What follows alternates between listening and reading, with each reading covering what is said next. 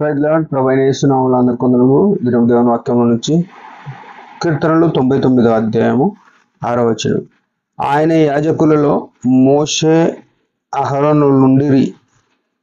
ఆయన నామమును బట్టి ప్రార్థన చేయు వారిలో సమూయేలు ఉండెను. వారు యెహోవాకు మొరపెట్టగా ఆయన వారికి ఉత్తరమిచ్చెను. ఇక్కడ చూసినట్టయితే దేవుని యొక్క మహిమా స్వరూపం ఎంత ఘనమైనదిగా ఉందో చూడండి. సర్వ మానవాళి కూడా ఆయన మార్గముల యందు నడిస్తే ఎంత అద్భుతమైన స్థితి ఉంటుందో వారు చూపిస్తున్నారు. ఎవరిలో అంటే ఆయనకు, అంటే ఆయన అనగా యేసుక్రీస్తు ప్రభు, యెహోవా యేసుక్రీస్తు ప్రభు, పరిశుద్ధాత్మ త్రిత్వము ఏకత్వమైన ఈ దేవుడు ఏమంటాడు? ఆయన యాజకులలో మోషే అహరోను నుండిరి అని మాట్లాడతాడు. అంటే మోషే అహరోనులో ఆయనకు యాజకత్వం చేస్తూ వచ్చినారు. యాజకత్వము అనేది మనకు చాలా విషయాల్లో ఎరిగిన వారమే. పూజారులు, మన దేశంలో చూసుకుంటే మన ప్రాంతంలో పూజారులు అని, అంటే వీరు దేవునికి పూజ చేసేటోళ్ళుగా ఉన్నారు. ఆయన ఎప్పుడు కూడా పూజ అర్హుడై ఉన్నాడు. వీళ్ళు ఏం చేస్తున్నారు అంటే నిరంతరము ఆయనను పూజించేవారై ఉన్నారు. ప్రేమైన సహోదరుడా సహోదరి, సిలువ రక్తంతో కడగబడిన మనల్ని ఆయన ఏం చేసినాడంటే, మొదటి పేతురులో చూస్తే మనకు ఆయన ఏం చేసినాడు? 2వ అధ్యాయం 9వ వచనం, ఆయన రాజులైన యాజక సమూహంగా మనల్ని మార్చినాడు. అంటే మనల్ని రాజులుగా యాజకులుగా చేస్తున్నాడు. అంటే ఈనాడు ప్రతి మనుషుడు కూడా, యేసు రక్తంతో కడగబడిన ప్రతి మనుషుడు కూడా యాజకత్వం చేసే మంచి అవకాశం ఇచ్చినాడు. యాజకత్వం అంటే అప్పుడున్నట్టు ఏదో గుల్లకడ కాదు, కానీ హృదయాంతరంగమైన స్థితిలో ఆయనను ఆరాధించే స్థితి. మనకు మధ్యవర్తి ఇంకెవరు లేకుండా యేసుక్రీస్తు ప్రభు శిలువలో ప్రాణం ఇచ్చినాడు. తండ్రికి మనకు మధ్య ఆనాడు మోషే అహరోను ఉన్నారు, కానీ ఈనాడు యేసుక్రీస్తు ప్రభు మధ్యవర్తిగా వచ్చి సర్వమానవాళి పాపం కొరకు, నా పాపం కొరకు శిలువలో ప్రాణం ఇచ్చి మనల్ని విమోచించినాడు. అందుకై ఆయన దగ్గరికి నేరుగా పోయే సదావకాశం మనకి ఇచ్చినాడు. ఆయన మన రక్షకుడు. అయితే యాజకత్వంలో మనం ఎప్పుడు కూడా నిర్లక్ష్య వైఖరి వహించొద్దు. ఆయనను ఆరాధన చేసే విషయంలో నిరంతరం సాగిలపడే వారమై ఉండాలి.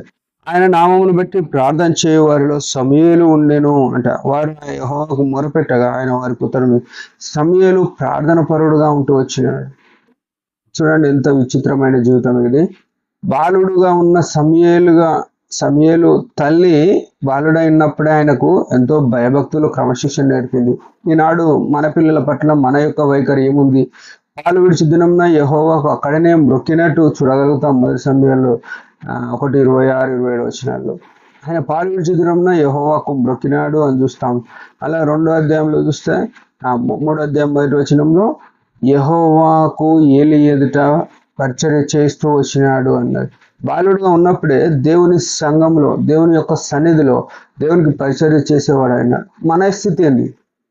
మన వయసు ఏదన్నా ఉండొచ్చు, దేవుని సన్నిధిలో దేవునికి భయపడి దేవుని చిత్తము పరిచర్య చేయడం అనేది మనం చేస్తున్నామా? ప్రార్థన చేయడం అనేది దేవుని యొక్క చిత్తము. ప్రతి పరిస్థితిలో కూడా ప్రార్థన చేయగలుగుతున్నామా? ఎంత విచారకరమైన విషయం కదా. మన జీవితాలు యాజకత్వం చేసే విషయంలో తప్పిపోతున్నాము, ప్రార్థన చేసే విషయంలో తప్పిపోతున్నాము.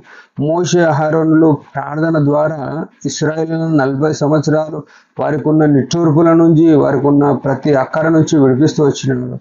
వారు యాజకత్వం చేస్తే అట్లా జరిగింది. సమూయేలు ప్రార్థన చేస్తే ఇశ్రాయేలును చాలా సంవత్సరాల వరకు ఆయన న్యాయాధిపతిగా, ప్రవక్తగా, వాళ్ళకు పెద్దగా ఉంటూ వచ్చి ఇశ్రాయేళ్ల పక్షమున న్యాయం జరిగిస్తూ వచ్చినాడు. రాజులను అభిషేకిస్తూ వచ్చినాడు. ఎంత ఘనమైన స్థితి ఎక్కడికైనా వచ్చిందంటే యెహోవాకు ప్రార్థన చేస్తూ వచ్చింది. మన జీవితాలు కూడా ఎవరికైనా ఆశీర్వాదకరంగా ఉన్నాయా? వీరు మోషే అహరోనులు యాజకత్వం చేసి ఇశ్రాయేళ్లకు ఆశీర్వాదకంగా మారినారు. సమూయేలు ప్రార్థన చేయడాన్ని బట్టి ఇశ్రాయేళ్ల పక్షమున మేలు కుమ్మరింపబడుతూ వచ్చింది. మనం ఏ స్థితిలో ఉన్నాం? మనం కూడా రాజులైన యాజక సమూహముగా ఉన్నాం కదా. మన కొరకు ఆయన శిలువలో ప్రాణం పెట్టి మనల్ని ఆ స్థితిలోనికి మార్చినప్పుడు మనము మనుషులకు ఎవరికైనా ఆశీర్వాదకరంగా ఉన్నామా అనే విషయం మనం పరిశీలన చేసుకొని ఆయన మహిమ కొరకు జీవిద్దాం. దేవుడి మాట దీవించినట్టు చిన్న ప్రార్థన. తండ్రి యేసు ప్రభు నామములో వందనాలు. దయకాలం ఇచ్చిన బట్టి స్తోత్రములు. నమ్మదగిన వాడవు.